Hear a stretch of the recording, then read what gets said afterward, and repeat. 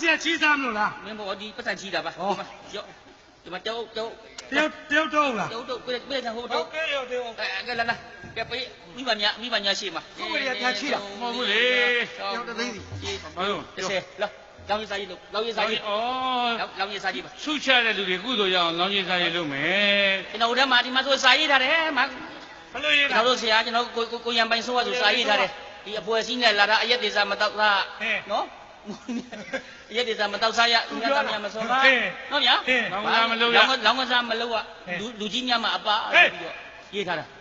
နော်လာကိုရံပိုင်ဆိုးอ่ะ ကိုရံပိုင်ဆိုးရေး လူကြီးများမှာအပဆို လူကြီးများမှာအပါကဲလာ သူဆိုတဲ့သချင်းလေးမကြောက်တောင်းနေမှာဆို ကောင်းတယ်တချင်းလေးမစိုးဘူးကိုရံပိုင်ဆိုးတချင်းလေးလေသိလား ဘာလဲ ကောင်းတယ် လာမင်းလာခိုင်းတာ ဘာကြိုက်တာ ကဲဒါကဲအဲ့တော့ကျွန်တော်ရှေ့တုန်းကပြက်လုံးကြီးပြက်ပြဒါဗီဒီယိုကိုရိုက်လို့မရဘူးဗီဒီယိုရိုက်လို့ရှိရင်လည်းစင်စာခွင့်ပြုမှလည်းမဟုတ်ဘူးအဲ့တော့ခလေးလေးစောင်းနဲ့ဘောပင်နဲ့ရှိရင်အဲ့ပြက်လုံးလေးတွေကိုမှတ်နေဆိုရင်မှတ်တာထားလိုက် နောင်လာနောင်သားတွေ နောင်လာနောင်သားတွေမှတ်မိအောင်ရှေ့ပြက်လုံးကြီးပြက်ပြမယ်ဦးမော့နဲ့ဦးမိုးလေးနဲ့ 2000ကျိတ်လို့ဘာလို့ဇိုင်းအကောက်ရှိသေးတယ်ဇိုင်းအကောက်ရှိသေးတယ်ပတ်စံနေကြဘာလို့ အလောင်း လောင်းစားလို့ ဘာလောက်တော့ ဟဲ့ လောင်းစားလို့မလုံးနဲ့ ဘာဖြစ်လို့လဲ တို့ရက်ွယ်ထဲမှာလောင်းစားလို့ငတ်တဲ့လူတွေငတ်ကုန် အဘူးလုံး ငါလေ ဟုတ်ခါ တိရသားနဲ့မိုက်တယ် ဒီအသက်ရွယ်ရှိအသက်ရွယ်တိရတာနဲ့အဲ့ဒါကြီးတိရတာနဲ့တိရသူမသိဘူးမဟုတ်ဘူးအကုန်သိတယ်အကုန်သိတယ်ဇွတ်ကိုတိုးနေတာမတတ်ဘူးဘာလို့လဲဘာလို့လဲဦးလို့ဦးနောက်ဖက်သွား ဟုတ်ပြီ ဇာကိုပြတော့ ဒါကဘာလို့မှလဲအဲ့ဒီ လောင်းရည်စားကြီးဗျာ ဘယ်လိုလောင်းမလဲ လောင်းရည်စားကြီး ဟိုမှာဟိုဘက်ကဘာတောင်းတဲ့ 2000 ဒီဘက်ကဘာလောက်တဲ့ 2000 ပေးငါမဆက်ခန်းသွားမှာ လုပ်ပြန် မဆက် 2000ဘယ်လိုမှတော့မလုပ် အဲ့တော့ညီမကျွန်တော် ပြောလိုက်တာလို့ နော်ကျွန်တော်မေးတာကိုကိုမိုးကြီးကျွန်တော်မေးတာကိုခမရမဖြေနိုင်ဘူးဆိုရင်တော့ခမရပတ်စံကိုကျွန်တော်ယူမယ်နော်ကျွန်တော်မေးတာကိုခမရဖြေနိုင်နေဆိုရင်တော့ကျွန်တော်ဟာစားပေါ့ ခွေးဘာလို့မင်းဟာစား ပတ်စံယူလေ ပတ်စံယူမယ်ပြော ကဲလားကျွန်တော် 2000 2000တိုင်ကအကောက်2000 ကဲပါဒီမှာအဲ့ကြပြီလားကျွန်တော်မေးမယ်မကြီးပင်အဲ့ဒါဘာပင်လဲကဲ ဟောဘယ်လိုလောင်းစားတကြီးပင်ပါပဲလို့နင့်မေလင်ပင် ကြောင်မျက်စိလေ တခြားမင်း ဩဒုက္ခပါပြီ အဲ့တခမ်းမွေးဟာလုတ်လိုက်မရှင်းကြီးပဲ ဟုတ်လေအရွက်အဲ့မကြီးပင်မှာအရွက်ဘယ်နှရွက်ရှိတယ်လဲအရွက်ဘယ်နှရွက်ရှိတယ်လဲ ဟာမကြီးပင်ပဲရွက်တွေအများကြီးလူကြီးတိုင်းမှာတော့ နှစ်ရွက်ထက်ရှိပါတယ်ဗျာ ဘာဖြစ်လို့တော့ မကြီးပေါက်စရွက်နှစ်ခွာတဲ့နှစ်ရွက်ထဲရှိတယ်နောက်မှတစ်ဖြည်းဖြည်းများလာတာရှင်းပါတယ်နော် ဒီဘဲညံများတာပဲကဲလက်ထက် တိုင်ကိုအကောက်1000ပြီ မင်းငါမေးမယ်ကဲဒါပြင်အဲ့မကြီးပင်ကချိုပင်လားချင်းပင်လား ချိုးအချင်းနဲ့စားမှာအချင်းဆိုအချိုးနဲ့စားမှာချောချင်းပင် မှားတယ် ဘာလို့ အဖြုံးပင် ပြောတာပဲကဲပြောနေမနာမလား စားပြန်တက် တပင်းစီ အကောက်တော့အပြုံးမဆိုအဲ့ပြန်မကြီးပင်ကတီးတယ်မကြီးတီးတာနော်ကိုယ်တီးသလားဖြောင်းတီးသလား ငါကွေးဆိုနေအဖြောင်းပြောမှာအဖြောင်းဆိုကွေးပြောကွေးဖြောင်း အာဟာမားတယ်တစ်စစ်တီးတစ်စစ်တီး တစ်ချက်ကဲအဲ့ဒီမကြီးသီးတစ်ချက်သီးကအစိပန်တစ်စီးရှိ အဲ့ဒါဆိုရင်နင်ရှုံးပြီတစ်စစ်တီးဆိုမှဒစီပေါ့ဟာ မှားတယ် ဘာဖြစ်လို့ မှား တော့ တယ်တစ်စီးမှမရှိဘူး ဘာဖြစ်လို့ ရှင်စားသွားလို့ဟောပါလေရှင်းနေမိလိုက်လို့ အကြီးတဲ့ရှင့်ကလာစားသွားပြီ ခုနတက်သွားတာမြင်လိုက်တယ် အဲ့စားသွားတဲ့ရှင့်ကထဲစားသွားတဲ့ရှင့်ကအရှေ့ကိုင်းပြေးလားအနောက်ကိုင်းပြေးလားတောင်ကိုင်းပြေးလားမြောက်ကိုင်းပြေးလားဘယ်ကိုင်းပြေး ဟာမင်းညံတော့တော့မင်းအရှိဆိုအနောက်ပြောမှတောင်ဆိုမြောက်ပြောမှဟဲ့ပပလေပြေးတယ် ဘယ်မှမပြေးနိုင်ဘူးအောက်ကြတာခွေးစားသွားလို့အောက်ကြတာခွေးစားသွားလို့ဘယ်မှမပြေးနိုင်ဘူး ကဲလာဟဲ့အဲ့ဒီရှင်းကိုစားသွားတဲ့ခွေးဟာအမွေးဘယ်နှပင်ရှိတယ်ပြောသားမင်းကဲ ခွေးအမွေးပင်နဲ့ပင်ရှိတယ်နရွက်ခလေးတောင်မှမရည်နိုင်ဘူးလားအဘတို့ တပင်းမှမရှိဘူး ဘာဖြစ်လို့ ဝဲစားထားလို့ အရေးထဲမှာခွေးဝဲစားနေညာလာတွေ့နေရသေးတယ်ကဲလာထက်ကဲလာကဲအဲ့လိုဝဲစားထားလို့အဲ့လိုဆိုတန်တန်လေးရဲ့အမေကြီးလေဟိုမှာအိတ်နေဟိုမှာနော်ပလက်ကြီးကိုလမ်းနေတာပဲအိတ်နော်တော်ကြီးကန်ကြီးကိုရေမုံခွဲထားသလားအောင်မရလို့ မလေး အိတ်နေတာလေ တော့လေ့လာတယ်သူပဲရှိတယ် အေးပါတန်တန်လေးရဲ့အမေမှာအမွေးပင်နဲ့ပင်ရှိတယ် တဏ္ဍာလေးရဲ့အမိမှာအမွေးပန်တပင်ရှိလဲတဲ့သူ့ယောက်ျားကိုစိန်ရိုးတော်မသိဘူး တပင်းမှမရှိဘူးတပင်းမှမရှိဘူး ဘာဖြစ်လို့တော့ ဝဲစားထားလို့ ဒါကြောင့်လို့ဒီမိမငါ့ကြီးမှာဝဲစေးလာဝဲခိုင်းနေတာ ကဲရှင်ဗျာတပည့်တော်ခွင့်လောက်ပါဖေရမြတ်စွာဘုရားအဘယ်ရွာသားလဲကွာ ဟာမေးဘေးဘူးကျိုးပြစ်တော့မှာပဲပုတ်ကြရရှောက်ပြီးမေးနေ ငါအပြည့်အကုန်လုံးပါမှာမြတ်စွာဘုရားဘယ်ရွာ မြ သား တ်စွာဘုရားသခင်ကိုတော်မြတ်ကြီးဟာပြင်တယောက်တည်းပြစ်ပါဗျာအဲ့ဒါမြတ်စွာဘုရားသခင်ကိုတော်မြတ်ကြီးဟာတို့ခေါတော်မြတ်စွာဘုရားသခင်ကတော့တိဋ္ဌထလောင်းလျာကနေခေါတော်ဘုရားဖြစ်တာတိဋ္ဌထမင်းသားကကပ္ပိလဝပြည်မှာမိဘကပ္ပိလဝပြည်သား ပါတယ်ကျမ်းဂန်ထဲမှာပြန်ကြည့်စာထဲမှာပြန်ကြည့်ယေနဘဂဝါဆိုခြင်းကြောင့်မြတ်စွာဘုရားယေနံကြောင့်သား ဟာ ယေနဘဂဝါတဏှုမနေကဥမနေကမြေဘဂဝါတာဝုရိယဝိရတဲ့ဇေတဝနေအနန္တပိဏိကတဲ့အာရမေဆိုတာဒါကြီးလည်းသူဖတ်ဘူးမှလည်းမဟုတ်ပါဘူး ကိုနိုင်ပြီးတော့ဆိုပြီးရှောက်ပုတ်ကြရတယ်ပြောနေတော့တာပဲဒီကောဘိုးကျိုးကတော့ပြစ်တော့မှာပဲတော်ပါသေးရဲ့ကောတကွဲစီတော့ဆိုခဲ့တာ ကိုတင်းပြီးတော့စောကြီးပြန်တာမဟုတ်ဘာဟုတ်တကွဲကြီးဟိုအိမ်မလည်းသူမိမသူနှိမ့်ဆက်တယ်မိမကိုလည်းဂလုံဖြစ်ကြရောဝေးသွားတယ် မင်းကမင်းပဲမြတ်စွာဘုရားသခင်ကိုတော်မြတ်ကြီးဟာတဲ့ဘောဓိပင်နဲ့ရွှေပလင်ကိုအောင်မြင်ပြီးတော့ရာဇဂိုပြည်တွင်းကိုဆွမ်းခံကြွတယ်ဘယ်ငါစပြီးဆွမ်းခံ ဟာအဲ့ဒါဘယ်ကျမ်းဂန်ဘယ်စာထဲမှာမပါဘူးလေမသိဘူးလေဒါတော့ အဲ့ဒါမင်းမသိလို့ဗောဘေးစားတယ် ဘာဖြစ်လို့တော့ အစွန်ဆုံးရင်ငါစခံတာ ကလေးတွေမှတ်ကြနော်ပညာရှိပြောတော့တယ်မှတ်ကြအစွန်ဆုံးရင်ခန္ဓာတဲ့ကဲမှတ်ကြကဲလာထဲမှာနဲ့တောင်မြန်တဲ့ကဲအဲ့ဆွမ်းခံတော့ကဲဆွမ်းခံတဲ့တပိတ်ကဘာအယောင်လဲ ဟာ တပိတ်ကဘာအယောင်လဲ မင်းရှုပ်ပြီးပြီးတော့တပည့်အမဲဗော ဟာ ဟာ တဲ့အနဲ့အမဲနဲ့မတူဘူးလား ဘသူအမေအနဲ့ကအနဲ့မတူ ကဲမြတ်စွာဘုရားသခင်ကိုတော်မြတ်ကြီးဟာဆွမ်းဖုံးပြီးတော့ဘယ်ဘက်ကိုလှည့်ပြီးဖုံး အ ပေး မလေးခလေးတော်မှပြီးနေထွက်ရအရှိဘက်ကိုလှည့်ပြီးတော့ဖုံးပေးတာ မှားတယ်တိတိကျကျပြောရရင်တပိတ်ဘက်လှည့်ဖုံးပေးတာဟာ အမလေးပညာရှိမှတ်ကြပါခလေးတွေမှတ်ကြကဲလာကဲတပိတ်ဘက်ကိုလှည့်ဖုံးပေးတော့ကဲဘယ်နှလုံးဖုံးပေးတယ်လဲကွာ မရောမတင်40နဲ့ကိုလို့ မှားတယ်မဝါမချင်းဘာမယောမတင်း40မဝါမချင်း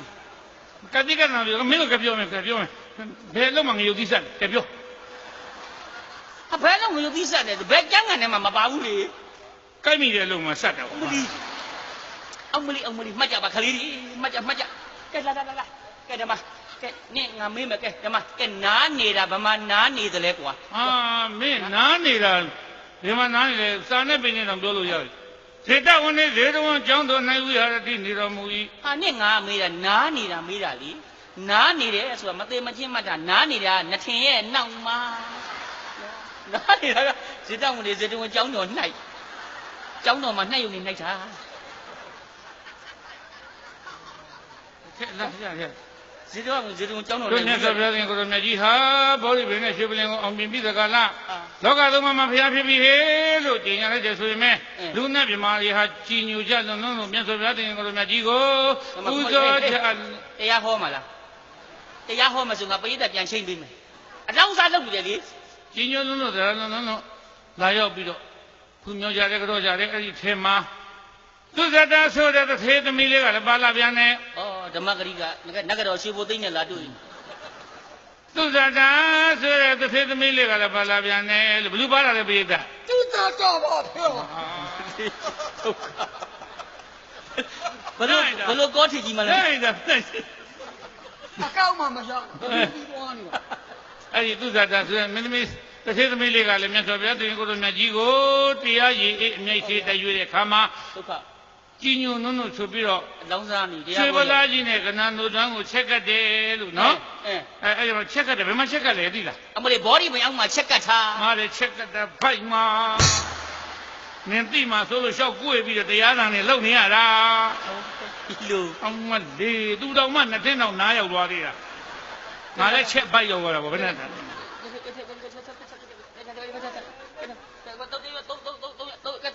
အမေသူ့အပင်ကြတော့3ရွက်တယ် ကဲ3000လေးလို့ဆမ်းပါကဲ3000လေးကဲနင့်ငါအစမင်းမယ်အမရှင်ဘုရားကြောပါဖေအားလုံးမကြောပါတယ်ဖေကဲဓမ္မနင့်ငါမင်းမယ်တို့ဘုရားလောင်းတော်တို့ဘုရားလောင်းသိချတာမင်းသားတို့မိရွေးတော်တို့ဂော်ဘီတုတ်တယ်ကြီးနဲ့နော်အဲ့မိရွေးတော်ဂေါ်ရမီနဲ့ဂေါ်ရမီနဲ့ဂော်ဘီတုတ် ကျွန်တော်မှားတာအဲ့ဂေါရမီနဲ့ဂေါရမီဗျာဘာနဲ့ဗျာလူပြားလုံးနဲ့အကြောင်းပါတာဗျာဘာသူ့နဲ့ရတော်မှာဓာယာကြီးနဲ့ဆိုတာလေရတော်တရားဘာလို့ဟာရတော်တရားနဲ့မိုးကြိုးနဲ့မင်းတွေ့တော့မှာပါပဲရတော်တရားနဲ့အကြောင်းပါပြီးသားတော်လေးထမင်းနဲ့ဟုလာအောင်မွေးတယ်ပေါ့နော်ဟုတ်လားရောင်းနဲ့ထမင်းနဲ့တူးလားမင်းကိုမိုးကြိုးပုတ်တော့မယ်နော်မိုးကြိုးပြစ်မှာမိုးကြိုးမပြစ်နိုင်ဘူးတရားမင်းမအောင်သူဝိုင်းမှလွတ်လိုက်မှာဒါကြောင့်မိုးကြိုးပုတ်မယ်လို့ပြောနေတာအဲ့ဒါမှကဲမစီကိုတောင်းမှန်ပြီးပြီကဲအဲ့တော့ထွက်တယ်ဗျာတော့မြင်းကိုစီးသွားတာလေသိရမလားမြင်းကိုစီးသွားတယ်မြင်းอ่ะအဲ့ဒါမြင်းဒီလားမြင်းမလားပြောတာမြင်းအထီးကွာမြင်းမဘာဖြစ်လို့ကျန်းကန်ထဲမှာပြန်ကြည့်စားထဲမှာပြန်ကြည့်ဆန်းတော့ပဲပြီးအပြီးမကွာမောင်ဆန်းတကိုကြီးမြင်းလီမပါမြင်းမမို့လဲခဏီကတော့မဲ့တာဘောကမြင်းဒီဆိုမှတော့လုတ်တကလို့မဲ့မှာပေါ့မင်းက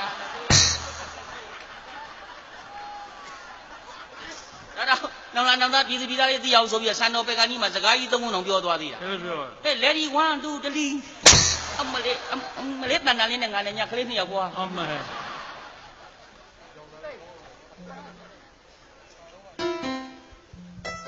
ေရပါဗျမြမဆိုတာတမိုင်းလာတဲ့အာဇာနည်မျိုးပါမှန်တယ်မြမသွေးဆွေးနေတယ်ဆိုတာကဘာတုံအောင်ကြော်ကြားခဲ့ပါတယ်လွတ်လပ်ရေးတိုက်ပွဲကာလမှာသမီးတို့အဖိုးဖွားတွေကြွေးကြော်ခဲ့တယ်တခါတော့ကကြွေးကြော်တယ်ဆိုတဲ့ချင်းလေးနဲ့ဂုံးပြတင်ဆက်ပြရသေးလို့လားရှင်ကြားပါဗျာကြားပါ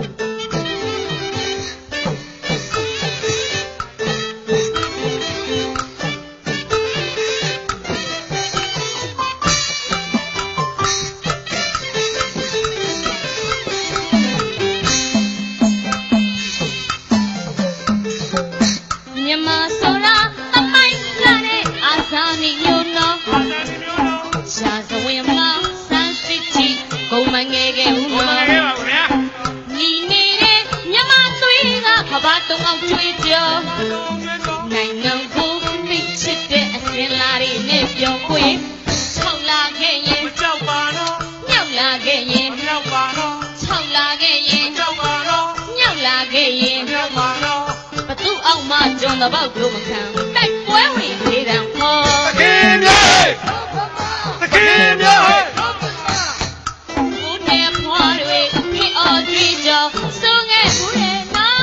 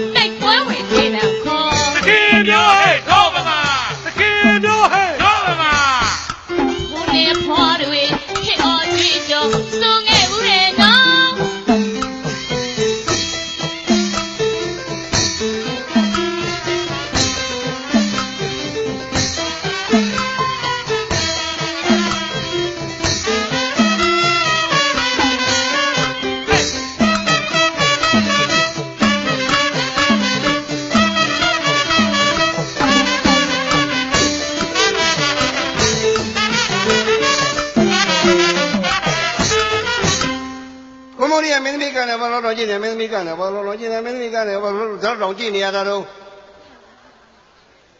ကြည့်လို့ကြည့်တာပါကြည့်လို့ကြည့်တာပါကြည့်လို့ကြည့်တာပါကောင်းတယ်ကြည့်လို့ကြည့်တာပါကြည့်လို့ကြည့်တာပါကြည့်လို့ကြည့်တာပါ မင်းကလည်းကြည့်တာမင်းသမီးကိုချစ်လို့ကြည့်တာလားကြိုက်လို့ကြည့်တာလားလိုချင်လို့ကြည့်တာလားချစ်လို့ကြည့်တာလားကြိုက်လို့ကြည့်တာလားလိုချင်လို့ကြည့်တာလား ချစ်လို့ကြည့်တာပါကောင်းလေးကိုချစ်နေလို့ကြည့်တာပါမေတ္တာရှိလို့ကြည့်တာပါချစ်လို့ကြည့်တာပါ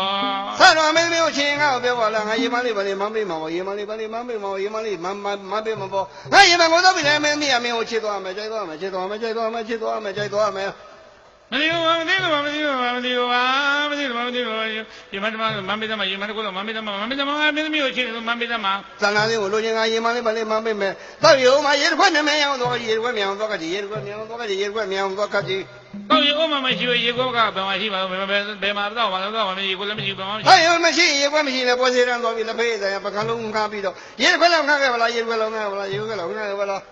သမီးတိုင်းကလည်းမသိလို့မငါဘူးမငါရေခွက်ကမငါဘူးမငါဘူးရေခွက်ကမငါဘူးငါမသိလို့မငါနိုင်ဘူးတဲ့ အဖေလည်းမယုံလို့မငါဘူးဆိုလည်းမသမီးအမေချင်းရတန်တန်လေးရအမေချင်းရနှုတ်စီဝင်နဲ့ခဲပါလားနှုတ်စီဝင်နဲ့ခဲပါလားနှုတ်စီဝင်နဲ့ခဲပါလားနှုတ်စီဝင်နဲ့ခဲပါလားနှုတ်စီဝင်နဲ့ခဲပါလား သူ့မင်းချင်းကနှုတ်ရောကတော့မလုပ်ပါနဲ့အဲ့ဒါသူ့မသေးပေါက်တဲ့ကိုသေးပေါက်တဲ့ကိုသေးပေါက်တဲ့ကိုသေးပေါက်တဲ့ကိုသေးပေါက်တဲ့ကိုသေးပေါက်တဲ့ခွဲ ကျမပြလေမသမီးအမေရလည်းနှုတ်စီဝင်နဲ့မသေးပါလားနှုတ်စီဝင်နဲ့မသေးပါလားနှုတ်စီဝင်နဲ့မသေးပါလားနှုတ်စီဝင်နဲ့သေးပါတော့နှကမ်းပန်းသားတွေရှာမကုန်လားရှာမကုန်လားရှာမကုန်လားရှာမကုန်လားရှာမကုန်ရှာမကုန်လား ချောင်းရင်းချောင်းရင်းကျွမ်းသူ့အပေါက်တယ်ဘာဖြစ်လဲသူ့အပေါက်တယ်ပေါက်နေကြတော့လက်တဲ့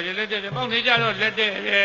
လက်ပေါ်မသမီးအမေတန်တန်လေးကိုနှုတ်စီဝင်နဲ့မပေါက်တဲ့ပလတ်စိတ်နဲ့ပေါက်ပါစေကျွတ်ကျွတ်နဲ့ပေါက်ပါစေပလတ်စိတ်နဲ့ပေါက်ပါစေကျွတ်ကျွတ်နဲ့ပေါက်ပါစေပလတ်စိတ်နဲ့ပေါက်ပါစေကျွတ်ကျွတ်နဲ့ပေါက်ပါစေ ဘယ်လိုမလဲပလက်စင်နဲ့ပေါက်လို့ဟိုတော့ပလက်စင်နဲ့ပေါက်သွားလက်စင်ကြီးပေါက်ပြီးတော့တင်းပြီးတော့ဖမ်းဆိုခွဲပြီးမျက်စိကြီးမှန်ကုန်ပါမျက်နှာကြီးမှန်ကုန်တော့ငါမျက်စိကြီးမှန်ကုန်ပါလား ရှာပြင်းနဲ့ရှာပြင်းနဲ့ရှာပြင်းနဲ့ရှာပြင်းနဲ့မင်းကြီးဘလို့ရေတစ်ဖက်လာမယ်မင်းရအောင်သွားရေမလေးပါလေမပေးမယ်ရေမလေးမရေလာမယ်မရအောင်သွားခတ်ကြီး ဟေးရောမလို့ရေတံဘူးတဲ့ရေရောမလို့ပဲရေဦးတဲ့ရေဦးမစင်ဦးတဲ့ရေဦးရောတိုင်ကြီးတဲ့ရေဦးရောမလားပြေကန်တဲ့ရေဦးကချောင်းတဲ့ရေဦးရောမြစ်တဲ့ရေဦးပဲရေဦးရောမလဲတဲကုန်းရေဦးရောမဒီကုန်းရေဦးရောပေါက်တဲ့ရေဦးရောမလားဘဘကရေဦးရောမလဲနင်းကရေဦးဒီကုန်းရေဦးရောပေါက်တဲ့ရေဦးရောမလားဒါပရကရေဦးရောမလားမင်းကရေဦးစကွင်းရေဦးရောမလားအောက်ကရေဦးရော30ရေဦးရောရန်ကုန်ရေဦးတောင်းကလာရေမြောက်ကလာရေဦးလမလေးရေဦးရောပဲ